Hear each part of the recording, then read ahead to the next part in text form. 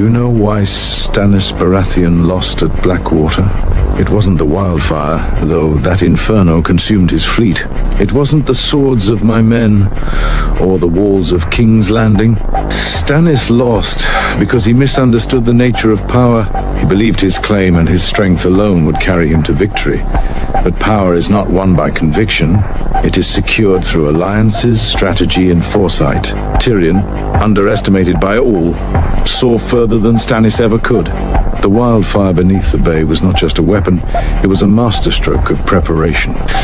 The Tyrells, ever opportunists, saw their moment to align with the crown, bringing their banners at a decisive moment. And when I arrived with the might of House Lannister, the battle was already decided. Stannis was not weak, but he played the game poorly. He marched with conviction, but no support, with strength, but no cunning. And in war, as in politics, the strongest man does not always win. The one who understands the game does. That is why Stannis Baratheon's rebellion ended in ash. Do you know why the Targaryen rule ended at the hands of the Mad King? It was not merely the clash of swords or the cries of rebellion that toppled the dragon. It was the madness that consumed Aerys II, a king who mistook fear for loyalty. Once he had the blood of dragons coursing through his veins, but he allowed paranoia to twist that fire into a destructive force. Aerys turned the Iron Throne into a pyre of his own making, issuing orders that echoed in the chambers of dread. Burn them all. His tyranny incited fear, not respect, driving noble houses to abandon their fealty and seek justice through rebellion. The very crown he wore became a symbol of terror, and those around him transformed from allies into enemies in his deluded mind. His legacy is one of tragedy. His children lost to the flames of their father's madness. His house shattered by the very chaos he created. The Targaryens, once revered for their dragons and wisdom, were reduced to ashes. A cautionary tale. In the end, it was not the strength of arms that brought them down, but the absence of reason. The Iron Throne demands a ruler with clarity, for true power lies not in tyranny, but in the ability to inspire loyalty and trust. Aerys' failure stands as a stark reminder. Madness is the greatest enemy of a king, and those who rule without reason will find themselves consumed by their own flames. Do you know why Daenerys Targaryen burned King's Landing? Was it madness, desperation, or the cold inevitability of power? Some will brand her the Mad Queen, a daughter unworthy of her legacy. But madness, I assure you, is often a word the weak use to describe the strong when they cannot understand their decisions. Daenerys was not mad, she was disillusioned. She came to Westeros as a conqueror, believing she would be welcomed as a savior. Instead, she found scorn, doubt, and betrayal. Varys plotted behind her back, Tyrion failed her, and even Jon Snow, her supposed ally, faltered in his loyalty. Every betrayal chipped away at her vision of herself as a queen loved by her people. When the bells of surrender rang, they were not a victory to her. They were an insult, a reminder that these people would never love her, that her family's name would always carry the weight of treachery. So she chose fire. Not out of madness, but out of resolve. Fear, after all, is a far more reliable tool than love. King's Landing burned because Daenerys understood one thing above all.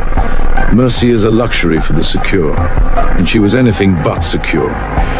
In the ashes, she carved a lesson that will not be forgotten. Power is taken, not given, and sometimes the cost is a city. Do you know why Stannis Baratheon lose everything? Because he misunderstood what it takes to rule. Stannis believed that being king was a matter of rightful claim and rigid law. But ruling is not about entitlement. It's about balance, about knowing when to bend and when to stand firm. Stannis treated loyalty as an obligation, not a gift to be earned. His men followed him, yes, but out of duty, not love. And duty only lasts as long as the cause feels just. When his cause faltered, so did his men. A king without loyalty is not a king, he's a commander, shouting orders to empty ears. Then, there was Melisandre. Stannis leaned on her visions. her promises of victory through fire and faith. But faith is a dangerous tool.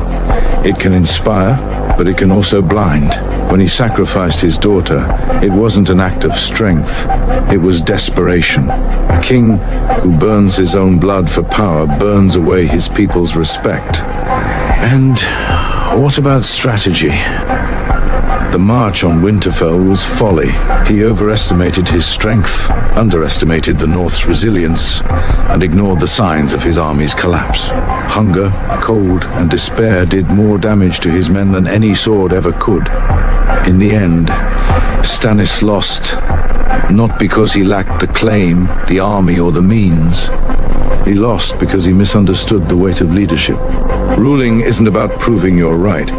It's about convincing others to follow you. And when he needed them most, no one stood with Stannis Baratheon. Why was King Joffrey Baratheon assassinated? Because he mistook fear for power and arrogance for strength. Joffrey believed a king could rule through cruelty alone, that terror would secure loyalty and silence dissent. But fear is a tool, not a foundation. It can compel obedience for a time, but it cannot inspire trust or devotion. Joffrey humiliated allies and family alike, turning friends into enemies and loyalty into resentment. He mocked the Tyrells, the very house that secured his claim. He belittled his uncle, Tyrion, whose cunning had saved his throne. A king who tears down those who hold him up will find himself standing alone. His death was not the work of one assassin, but the culmination of his own failures. His cruelty invited contempt, his arrogance bred enemies, and his lack of foresight made him blind to danger. Poison may have ended his life, but it was his folly that paved the way. A king must balance strength with wisdom, fear with respect.